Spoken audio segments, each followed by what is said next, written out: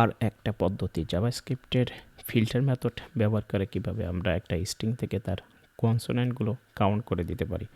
এর জন্য চলো আমরা একটা ফাংশন ডিক্লেয়ার করি, কনস্ট্যান্ট কাউন্ট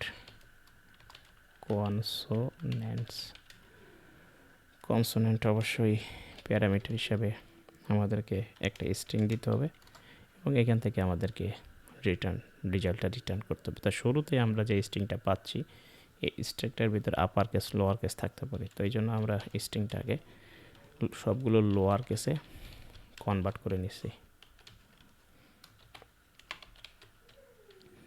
তো লোয়ার কেসে কনভার্ট করে নিলাম। আমরা ফাংশন ভাওয়েলগুলো ডিক্লেয়ার করে নিলাম। ভাওয়েলস আছে আমরা জানি 5টা, এ আই ও ইউ। এখন মূলত আমরা রিটার্ন করে দেবো রেজাল্টটা, মানে স্ট্রিংয়ের কনসোনেন্টগুলো কাউন্ট করে রেজাল্টটা পাঠিয়ে দেবো। এই জন্য তাহলে একেবারে এখান থেকে রিটার্ন করতে পারি। প্রথমত আমাদের যে স্ট্রিংটা এটা একটু অ্যারেতে কনভার্ট করে নিই, তাহলে স্ট্রিংয়ের সকল ক্যারেক্টারগুলো একটা অ্যারেতে রূপান্তরিত হয়ে গেল। এরপরে আমরা ফিল্টার করতে পারি। ফিল্টার করলে আমরা প্রত্যেকটা স্ট্রিং থেকে একটা একটা করে ক্যারেক্টার পাবো এবং এই ক্যারেক্টারের কনসোনেন্টগুলোর লেন্থ আমরা এখান থেকে পাঠিয়ে দেব।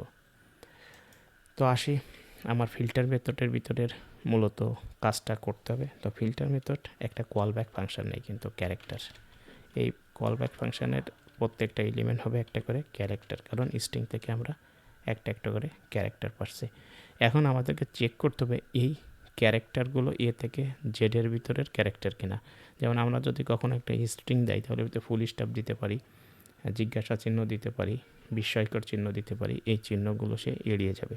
তো এটার জন্য আমাদেরকে চেক করতে হবে এ থেকে আমাদের জেডের ভিতরের ক্যারেক্টার হতে হবে এবং এইটাও টেস্ট করবে ক্যারেক্টার কিনা। ঠিক আছে, ক্যারেক্টার। অ্যান্ড চেক করবে যে ক্যারেক্টারগুলো যদি ভাওয়েলস, যে ক্যারেক্টারগুলো ভাওয়েলস না, সেই ভাওয়েলস না ক্যারেক্টারগুলো বাদ দিয়ে ওই স্ট্রিংয়ের কনসোনেন্টগুলো দিয়ে দেওয়া। তো এই জন্য ভাওয়েলস ডট ইনক্লুডস মেথডটা কল দিলাম এবং এর ভিতরে আমরা ক্যারেক্টারটা পাঠিয়ে দিলাম। বাস, আমাদের লজিক লেখা শেষ এক লাইনে। এইবার আমরা কনসোল ডট লগ করে দেখব, কাউন্ট কনসোনেন্ট ফাংশনটা কল দিব স্ট্রিং আকারে। এখানে ফাংশনে একটা আর্গুমেন্ট পাস করব। তো আর্গুমেন্টটা প্রথমত আমি এন, এখানে স্পষ্ট দেখা যাচ্ছে যে 3টা ক্যারেক্টারের ভিতরে একটা ক্যারেক্টার ভাওয়াল, তাহলে আমাকে কনসোনেন্ট হিসেবে রিটার্ন করবে 2। কন্ট্রোল এস দিলাম, এক্স্যাক্টলি আমার এখানে 2 রিটার্ন করছে। আমি যদি আরেকটু বাড়িয়ে দেই, ম্যান, হাউ, দেখো এখানে কিন্তু একটা স্পেস দিছি, আমার আরেকটা ও আছে, তাহলে আমাকে কিন্তু 4টা কনসোনেন্ট রিটার্ন করবে। কন্ট্রোল এস 4টা করছে। এভাবে তুমি বাড়িয়ে দাও